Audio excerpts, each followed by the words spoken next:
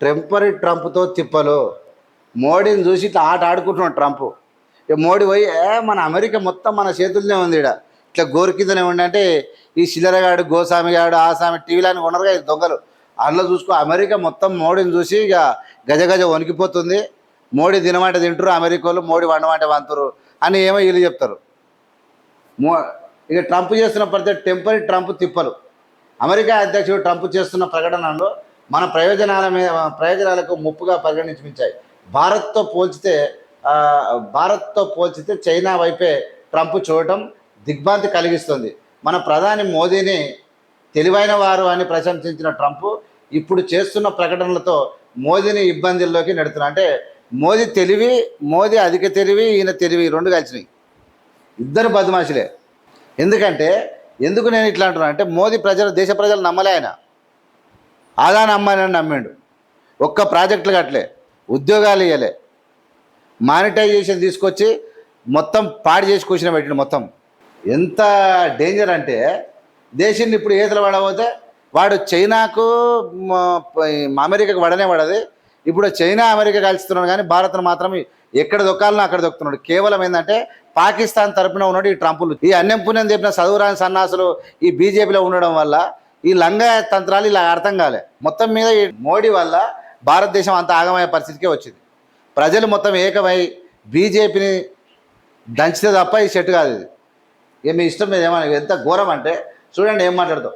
ఆధునిక యుగంలో యుద్ధాలు వాంఛనీయం. ఇప్పుడు నేను మాట్లాడితే అలాగంటారు. ఇక్కడ చూడరు, నేను చదువుతా. ఇప్పుడు ఆంధ్రజ్యోతిలో ఎవరు? చంద్రబాబు నాయుడికి సంబంధించింది.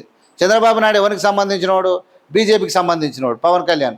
ఆ పేపర్ చెప్తుంది వినండి. ఇక ఇప్పుడు నేను చెప్తే మాట్లాడతారు అనుకుంటారు. ఆధునిక యుగంలో యుద్ధాలు వాంఛనీయం కాదు. అంటే జటిలమైన సమస్యనైనా చర్చల సంప్రదింపుల ద్వారా పరిష్కరించుకోవచ్చు. అణుదాయుధాలు ఉన్న రెండు దేశాల మధ్య పూర్తి స్థాయి యుద్ధం జరిగితే పరిణామాలు తీవ్రంగా ఉంటాయి.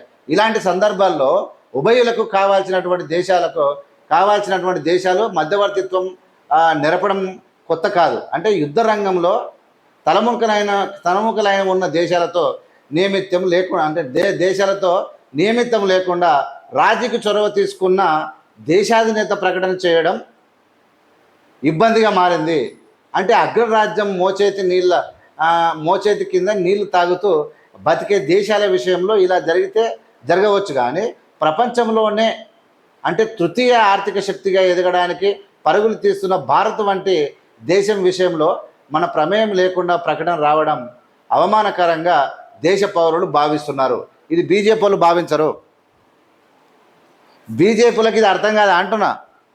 వాళ్ళు మోడీ తన్నెగానే మంచిగానే ఉంటుంది. మోడీ ఎట్లా చెప్తే అట్లే. పాకిస్తాన్ వాళ్ళు మంచోళ్ళు అంటే బీజేపీ వాళ్ళు మంచోళ్ళు అంటే మంచోళ్ళు అవుతారు, బీజేపీ వాళ్ళు చెడ్డోళ్ళు అంటే చెడ్డోళ్ళు అవుతారు. అంతే. అది మోడీ భావం. ఇలా వాళ్ళు వచ్చి మధ్యవర్తి మోడీ ఆపవా ఏం యుద్ధం చేస్తాం, లేకపోతే నీ జాతకం బయట పెడతాడు. ఎవరు? ట్రంప్. దెబ్బకు తాళం పెట్టుకుంటే ఎందుకంటే ఇలా నాటకాలు వాళ్ళ చేతులు ఉన్నాయి. అన్నీ ఆల్రెడీ ఎడెన్బర్గ్ చేసి చూపించింది, బీబీసీ ఛానల్ కూడా చేసి చూపించింది కదా. ఇది పరిస్థితి. ఏం చేయాలనో అర్థం కాదు. అమెరికాతో వాణిజ్య సంబంధం లేకపోతే ప్రపంచ దేశాల మనుగడ సాధించలేవు అన్నట్టుగా ట్రంప్ టెంపరీతనం ప్రదర్శిస్తున్నాడు. 140 కోట్ల జనాభా ఉన్న దేశాన్ని 35 కోట్ల జనాభా ఉన్న అమెరికా నియంత్రించాలని అనుకోవడం ఏమిటి అంటే అది మోడీకి తెలియదు. అది మోడీ ఏంటంటే రాహుల్ గాంధీ ఖతం చేస్తే ఈ దేశంలో పండి పోరాడవచ్చు అని బీజేపీలో పని. రాహుల్ గాంధీని కాంగ్రెస్లో ఉన్న ఆ కుటుంబం సోనియా గాంధీ, రాహుల్ గాంధీ ఖాన్ అని పెడితే ప్రజలు అంతా తిక్కలోళ్ళు అనుకుంటారు, మనం పండి పోరాడవచ్చు అని మోడీ అనుకున్నాడు. కానీ పొట్టోడిని పొడుగోడు కొడితే పొడుగోడిని పోషమ్మ కొట్టినట్టు ఈ నరేంద్ర మోడీ నెత్తిలో పట్టు అని ట్రంప్ గాడు కొడుతున్నాడు. దెబ్బకు ఎక్కడ చూసుకున్నా దిక్కు లేదు. బెత్తిరి చూడాల్సి వచ్చింది. ఇక బెత్తర చూపులు చూస్తారు ఇప్పుడు. మామూలుగా అయితే దేశాధినేతలు హుందాగా ప్రవర్తిస్తారు. అయితే డొనాల్డ్ ట్రంప్ స్టైలే వేరు. రెండో పర్యాయం అధ్యక్షుడిగా ఎన్నికైన తర్వాత ఆయన తానొక అగ్రరాజ్యాది నేతలా కాకుండా సాదాసీదా నాయకుడిగా ఎడాపెడా ప్రకటనలు చేస్తూ నోటికి పని చెప్తా ఉన్నాడు. ఇతర దేశాల అధినేతలు తనకు సబార్డినేట్స్ అన్నట్టుగా ట్రంప్ వ్యవహరిస్తున్నట్టు ఇతర దేశాల నేతలు కూడా వ్యవహరించాలని కోరుకోలేం. అయితే బహుశా ఈ కారణంగానే కాబోలు ప్రధాని మోదీ ఇక ఇక్కడ గుంబనంగా ఉంటున్నాడు. ఏం చేయాలో అర్థం కాదు. గుంబనంగా అంటే నోరు మూసుకొని ఇట్లా ఇట్లా చూస్తున్నాడు. ఇట్లా మన బొమ్మ చూస్తాడు, ఆ సినిమాలో పాట పాడితే అట్లా చూస్తున్నాడు అన్నట్టు. గుంబనంగా అమెరికా ఒక పిచ్చివాడి చేతికి చిక్కిందన్న భావన ప్రజల్లో కూడా వ్యాపిస్తుంది. అమెరికా వంటి దేశానికి ఇలాంటి చౌకబారి నాయకుడా అని ఈసడించుకునేటువంటి పరిస్థితి కూడా ఏర్పడింది. ఎస్, నేను ఏమంటున్నానంటే నరేంద్ర మోడీ కనుక ఈ దేశ ప్రజలను కాపాడి ఈ దేశంలో ప్రాజెక్టులు కట్టి విద్యా వ్యవస్థలను నెలకొల్పి ఉద్యోగాలు ఇచ్చి ఆర్మీని గౌరవిస్తే, ఆర్మీ ఉద్యోగ రిక్రూట్మెంట్ లేవు, అగ్నిపథ్ తీసుకొచ్చిండు. వ్యవస్థలో రైల్వేలలో 7 లక్షల ఉద్యోగాలు పీకేసిండు. రైలు యాక్సిడెంట్లు జరుగుతూ ఉన్నాయి. ఆర్మీ వ్యవస్థను స్ట్రాంగ్ లేదు అంటే స్ట్రాంగ్ ఉంది ఇంకా కూడా. కానీ ఇప్పుడు మధ్యలో ఎక్కువ రోజులు రిక్రూట్మెంట్ జరగకపోతే ఏజ్ గ్యాప్ వస్తుంది. ఏజ్ గ్యాప్ అనేది వస్తుంది అనమాట. క్రమక్రమంగా పెద్ద మొత్తంలో కాకుండా సాధ్యమైనంత వరకు చేరికలు అనేది జరుగుతూ ఉండాలి ఎప్పుడు. లేకపోతే ఏజ్కి తేడా వచ్చి వీళ్ళ కాళ్ళకి తేడా వచ్చి పెద్ద ఆగమైపోతుంది. ఆ సోయి ఉండాలి. ఇది పరిస్థితి. అమెరికా వ్యాపిస్తుంది. దేశానికి ఇలాంటి చౌకబారు నాయకుడు అని చెప్పి అనుకుంటారు. ఓకే అంటే పాక్ను చిత్తుగా ఓడించవచ్చని ప్రజలు భావిస్తున్నారు. కానీ పాక్ వెనుక చైనా ఉందని విస్మరిస్తున్నారు. చైనా ఉంది, అమెరికా ఉంది. అంటే నరేంద్ర మోడీ ఏమో ప్రపంచ దేశాలు తిరిగి ఆదానిని అంబానీని బాగా బల్పించి దునపోతలు బల్పించాడు. ప్రజలను మాత్రము దెబ్బకు ఊపిరి పోయేటట్టు చేసిండు. గాలి కొట్టుకుపోయేటట్టు తినలేక బుచ్చగాలని చేసిండు. ట్యాక్సీలు పెంచిండు, ధరలు పెంచిండు. కొడుక తింటావా ట్యాక్స్ కట్టు, బువ్వ తింటావా హైదరాబాద్లో 100 రూపాయలు తింటే 30 రూపాయలు కట్టు, నీకు పెట్రోల్ పోసుకుంటావా పైసలు కట్టు, పాలు తాగుతావా పెరుగు తాగుతావా పైసలు కట్టు, తీసుకుపోయి మొత్తం దేశాన్ని ఆదానామాలకు తాకట్టు పెట్టు. ప్రజలు సంగనాకిపోయారు, దొంగలు బలిచిపోయారు. దేశం ఇలా పరిస్థితి ఇంతవరకు వచ్చింది. నేను ఎప్పటి నుంచో చెప్తున్నా. కానీ మన దేశభక్తులు ఉంటారు కదా, జై శ్రీరామ్ గారు, వాళ్ళతో పెద్ద పరిశాన్ ఉండదు. మళ్ళీ అది తప్ప ఇంకోటి రాదు. పేరుకు జై శ్రీరామ్ ముంచేది మాత్రం హిందువులనే. కులాలు మతాలు, మత పిచ్చి కుల పిచ్చి. పాక్ను చిత్తుగా ఓడించవచ్చని ప్రజలు భావిస్తున్నా చైనా ఉందని విస్మరించారు. యుద్ధం ముదిరితేనే చైనా ప్రత్యక్షంగా మరింత బలంగా పాక్ బాసరగా నిలిచేది. 100% అక్కడ నిలుస్తుంది చైనా. ఎందుకంటే పాకిస్తాను అమెరికా వీళ్ళంతా చైనాతో పాకిస్తాన్తో బిజినెస్ చేస్తుంది రెండు.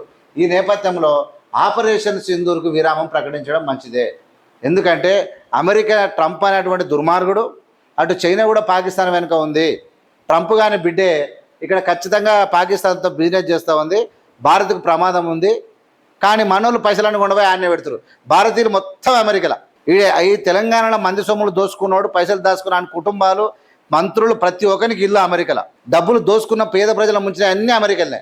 పెట్రోల్ బంకులు, ఓటన్లు, ఇండ్లు, అపార్ట్మెంట్లు మొత్తం కొనేసిరు. ఇప్పుడు ట్రంప్ తొక్కుతాడు కాళ్ళ కిందేసి. ఈ ఇండియాలోనూ బాగా దొక్కాలి. ఇది పరిస్థితి.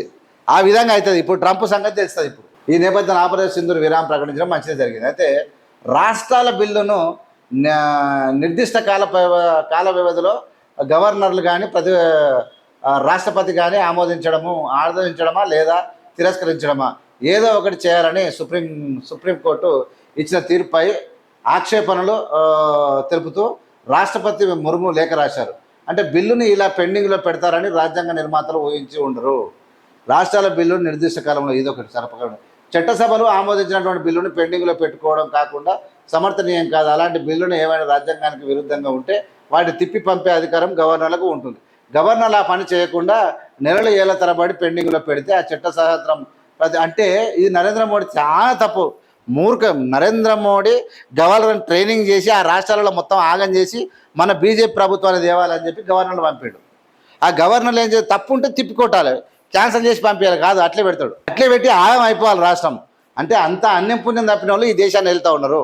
ఇది సన్నాసులకు అర్థం కాదు.